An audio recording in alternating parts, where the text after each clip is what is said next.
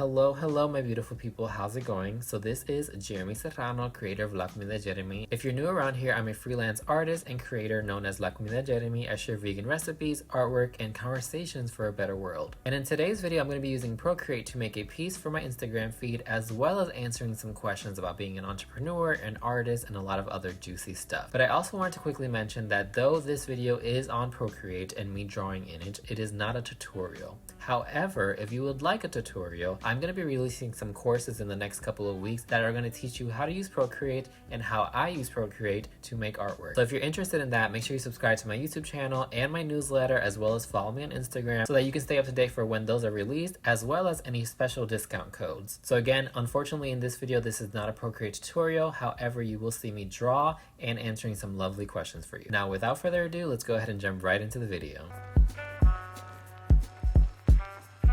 Alright friends, if you follow me on Instagram, you know that I don't like to sugarcoat anything, and I'm pretty candid. I do keep some things to myself, but I do like to be pretty open because I want to give you an accurate picture of what it's like to be a freelancer, creator, and many things in life. So I hope this video does that for you. And I think the first two questions do a really good job at opening up this conversation, and they are, how's entrepreneurship going, and are there any struggles that you've experienced as being an entrepreneur?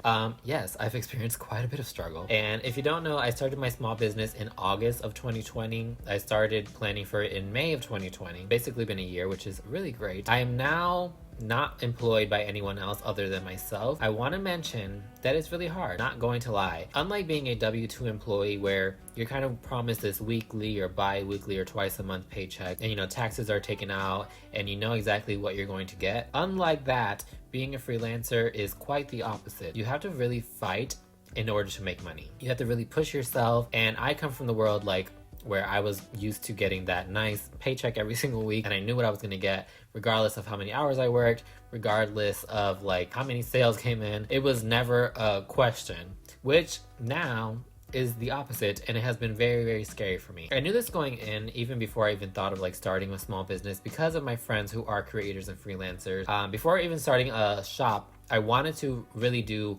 La Comida Jeremy full-time anyways. So I had these conversations with people, and they told me being a freelancer, you have to have multiple streams of income. You're not always going to be making money. The best time to make money is usually the holiday time. So Christmas, Hanukkah, Kwanzaa, Valentine's Day, kind of around the colder months is when you'll really make a lot of your money. And then the rest of the month could be very, very scary. So that's where I'm at right now. We're leading up into the summer months. People are starting to vacation more, and people aren't really into shopping at the moment. And so that's where I'm at right now, where it's I'm not getting as many sales as I was before. And so if you ask me what my struggles of being an entrepreneur is, it's that. And also not having enough multiple streams of income. And so things I'm working on right now are courses that people can buy, and my Ko-fi page. If you don't know what Ko-fi is, it's basically an exclusive page where people can sign up to support you, and they get exclusive content and rewards. And so right now I have 7 Ko-fi members who have a monthly pledge of different amounts. They signed up for one of my tiers, and thanks to them, I'm able to have a really close-knit support group. And then I also get a monthly amount from them, which is really, really super helpful. On top of that, I also work with brands. And if you don't know about brand work, it can be a hit or miss, especially if you don't have a manager. You can have a really awesome brand deal, and you could be getting lowballed and not even know it if you don't know how to charge or what to charge, especially where you are in your career. These are all ways that I make money, but they don't always happen at the same time, which is why it's important to have multiple streams of income. At the moment, I'm just figuring out how to make more money, how to keep on paying my bills and my business expenses. And it's been hard, I'm not gonna lie. I've been in the red for the past month and a half. And so it's a matter of pushing yourself and finding out ways to make more money, and really just keep at it, because you just can't give up. You just can't give up. And my biggest advice is, if you are wanting to go full-time with your freelance, is to really save up a lot of money, at least a year's worth of money if you can. If not, at least half a year, but at least a year. The reason being is because unlike not owning a business and making money and saving, if you were just working a regular job and you were wanting to quit, that's one thing. You have to pay your bills and all that stuff. But on top of that, if you have a business, whether you're a freelancer or you are having a small business, you have to pay business expenses. An annual report cost me $300 2 months ago, which was a lot of freaking money that I was not expecting to spend. but that's how much it costs in the state that I live in. You also have to pay business taxes. You also have to pay like local and state fees. You also have to pay like your website fee. It's a lot of money that adds up really quickly that you don't really think about, especially if you didn't have a small business before. So if you're wanting to be a full-time creator, freelancer, whatever it is, I highly recommend that you save up a lot of money, because I'm not gonna lie to you, I saved quite a bit of money to leave my full-time job, and it ran out so fast. It ran out so freaking fast, and I was not expecting it.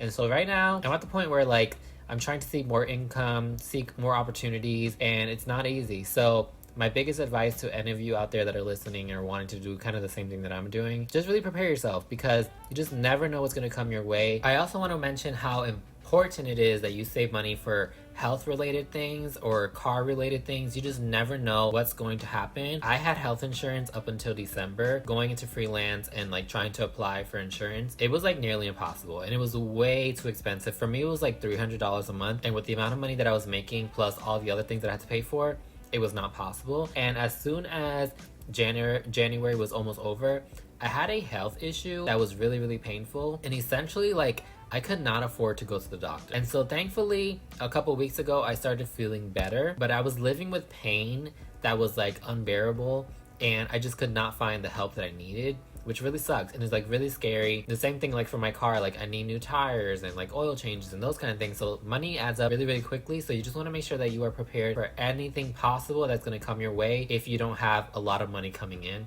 because it's going to come regardless. Like that's the way life is. It just comes at you, and it is what it is, and you have to be prepared for it.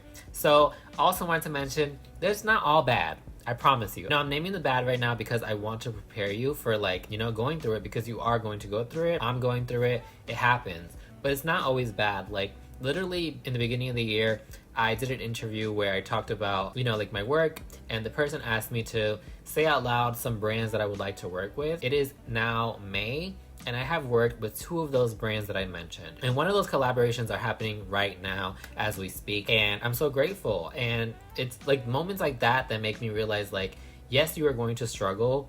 It's a part of life. But also like, look at the good that's happening. It's happening for a reason, because you're doing the work, you're doing what you need to do, and exactly what you wanted out of life is happening. So just keep at it. No matter what life throws at you, I promise you, there's going to be good that happens from it. This is what it's all for. This is what it's all for. This is why I'm doing what I'm doing, and I'm so grateful that I don't give up. No matter what life gives me or throws at me, like I will not give up, because I know what I want in life. I'm a stubborn ass person, and I'm gonna fight for it. So that's where I'm at, and I hope that you get that confidence to do the same thing. So the next question is how to build an audience in your platform. I think a lot of people ask me this because they see that I have 10.5K on Instagram, 2,000 something on YouTube, and combined I have 20,000 followers and subscribers on all my platforms and website. I don't think people realize that it takes time. Last year was my 3rd year of doing La Comida Jeremy before I went viral on the internet. It takes time to build an audience. At the time I had almost 3,000 followers on Instagram and 1,000 on YouTube. It took me a really long time to build. And you know, sometimes you have those people that post stuff and get, you know, like viral and a lot of followers really quickly, but it's not like that for everyone, unfortunately. It's the name of the game. It's the way the algorithm is set up. Not everyone is always interested in your stuff, unfortunately. That is life. And I like to say, like, think about yourself and think about your interests. For me, I'm into artists. I'm into people who cook. I'm into people who travel. I'm not really watching videos on how to be a mechanic, even though like I would love to learn how to be a mechanic and like do all my car stuff myself to save myself money. But I'm not really interested in those videos because it's not my passion. It's not really what I'm into, and I could just pay somebody to do it. And the same goes for you as well. Think about like what your interests are and what you're not interested in. The same thing is happening with your page. People are probably following you, and yes, they like you, they like your stuff. That doesn't necessarily mean that they want to support you monetarily. That doesn't necessarily mean that they're gonna like every single thing that you post, because you probably don't like every single thing that someone posts. And it's okay, that's just how life is. So what I like to say is focus on your craft, focus on getting better at it, also focus on your community supporter. And I think we really need to talk about the difference between community and followers. Having followers is one thing. Like, yes, you can have thousands, millions of followers. Does that mean you're gonna get all the brand deals ever? No. Does that mean you're gonna get a lot of sales? No. Like I said, I have 20,000 something people that follow me. Does that mean that I'm getting 20,000 likes on this YouTube video? No. Does that mean that I'm getting 20,000 sales from my store? I can tell you right now, no. It's just the way it is.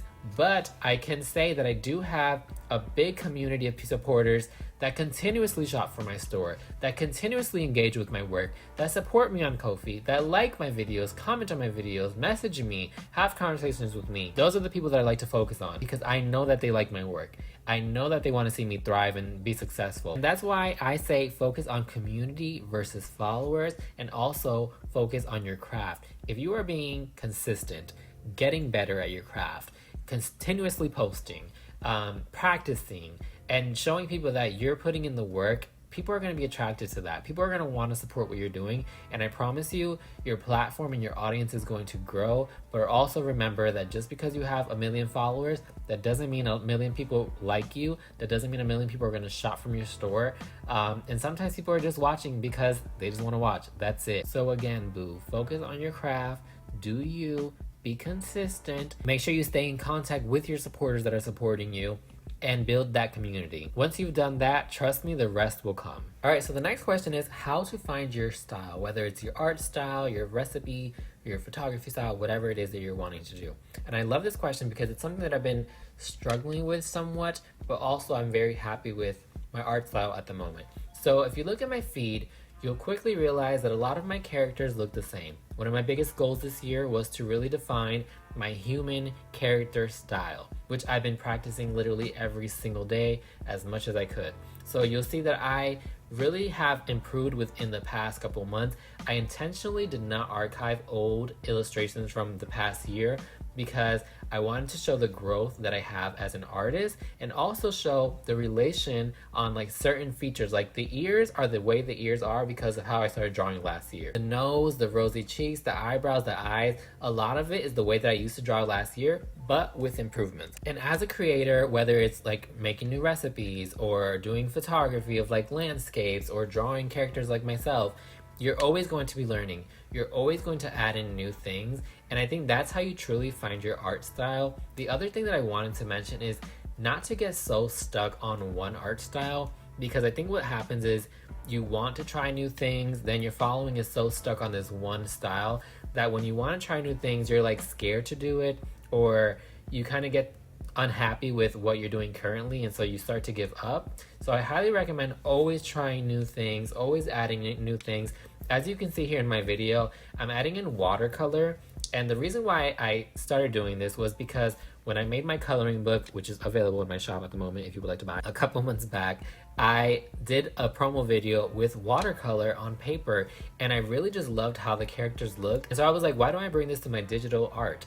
And I started incorporating it, and I love the way the watercolor looks on top of pencil, and it's my new art style. In a couple of months, I'll probably add in another feature or change the way the characters look.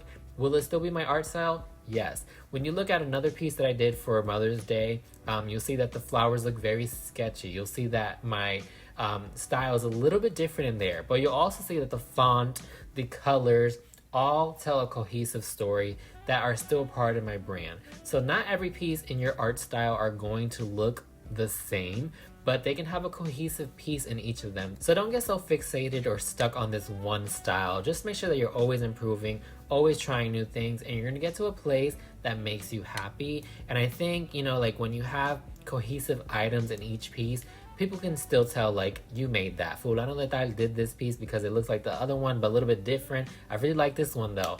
And you know, people are gonna support you no matter what. They're going to love what you're doing. Don't get so stuck on the art style, and I promise you, just practice every single day and you're gonna get to a place that makes you happy. All right, so the last thing that I want to touch on is people were asking for advice on being a creator, artist, going freelance, and all that good stuff.